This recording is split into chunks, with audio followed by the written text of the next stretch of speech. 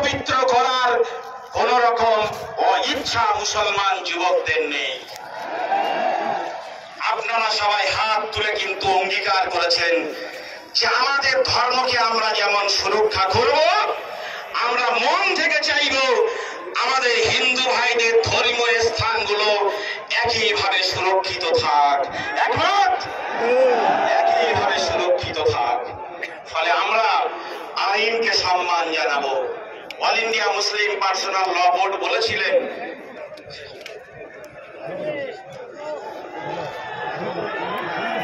একটা কথা বলেই আমি শুধু শেষ করব, একটা কথা বলে আমি শুধু শেষ করব।